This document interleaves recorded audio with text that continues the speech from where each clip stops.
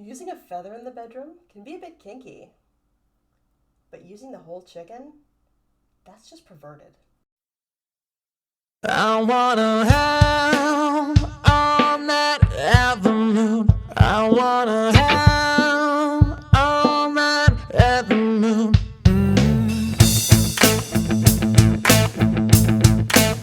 Come on.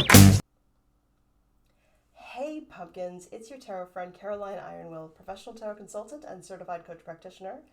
And today I want to talk about Gypsy Rose Blanchard, her involvement in the Kink BDSM community, as well as the overlap with other niche communities.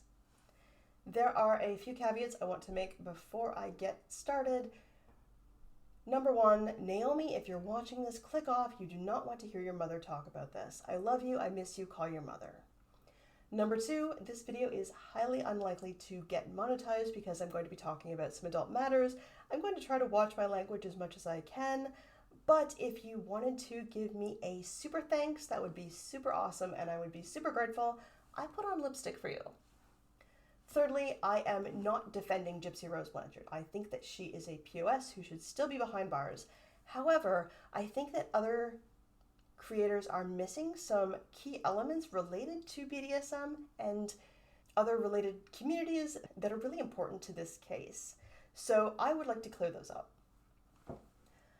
And lastly, I am not kink shaming. I believe that consenting adults should be able to do whatever consenting adults want to do in the bedroom or in an elevator or in the backseat of a Volkswagen.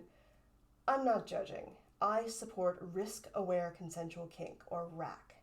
My general rule is don't do anything you don't want to explain to the ER nurse. I am sure Becca Scoops has stories. I mean, how else did the hamster get there? It's important to understand that there are certain niche communities that really overlap. And there is a Venn diagram that is almost a complete circle that includes the BDSM community, science fiction, Renaissance fairs, cosplay, conventions,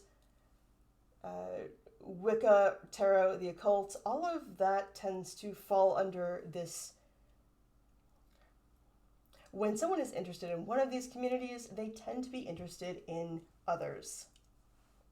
So it is not surprising that Gypsy Rose Blanchard went to VisionCon and likes cosplay and is interested in furry stuff and is interested in Wicca and tarot, and these things all overlap. And if you are in a small community, or really any community that is not a large city, and you attend these events in person, you will find that it is all the same people who go to all these events, and oh my god, the drama.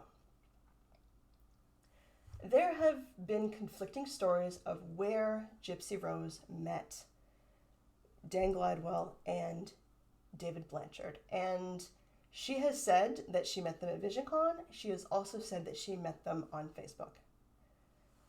Are we surprised that she lied? I don't think so, because I think we need to be honest here. She met them on FetLife. What is FetLife? FetLife is a social networking website for people who are interested in BDSM. It's kind of like Facebook for kinky people. And no doubt in my mind, she met these people on FetLife. Though I have no evidence, I highly, highly suspect that she didn't meet Nicholas Godejohn on ChristianMingle.com. I'm fairly certain she met him on FetLife. I am also fairly certain, though have no evidence, that all of the men who were contacting her while she was in prison met her on FetLife. I think that she probably had a profile directing them to contact her in prison. I've heard a few creators say, that's so weird. Isn't that weird? Why is that weird? Why are these men giving her money? And most likely she had these accounts set up just to get people to send her money for her commissary. Why were they calling her goddess? That is the language that tends to be used. It is not unusual for a dominatrix to have someone give them money. No self-respecting dominatrix pays her own phone bill. No self-respecting dominatrix does her own housekeeping. This is common, and it is common for them to be called goddess. I heard a creator also say something like, well, why is she dominant in some cases and why is she submissive in other cases? And Gypsy Rose Blanchard is what we call a switch. So she is someone who enjoys both a dominant role and a submissive role. However, I don't really think that she's a submissive. I think that because it's obvious she engages in a behavior which most dominants get very, very upset about, called topping from the bottom. Because she wants control over the situation, she just wants the aesthetic of feeling like she's being submissive, even though she's the one who's dictating the situation.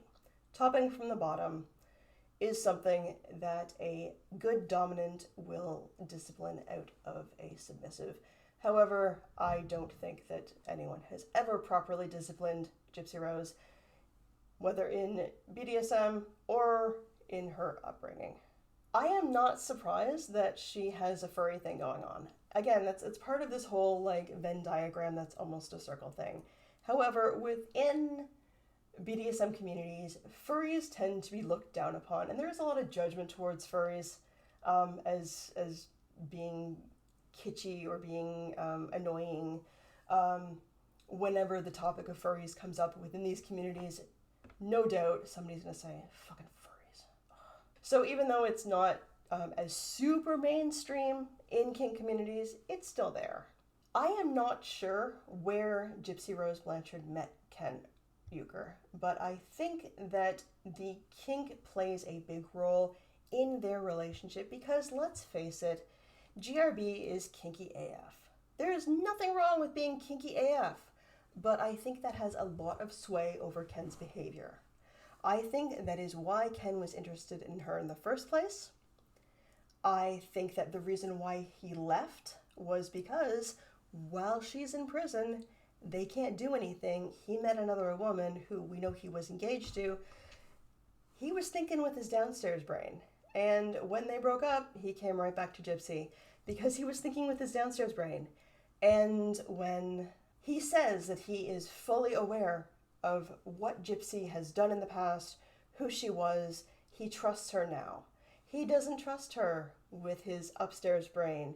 He trusts her with his downstairs brain. He was into her because of his downstairs brain.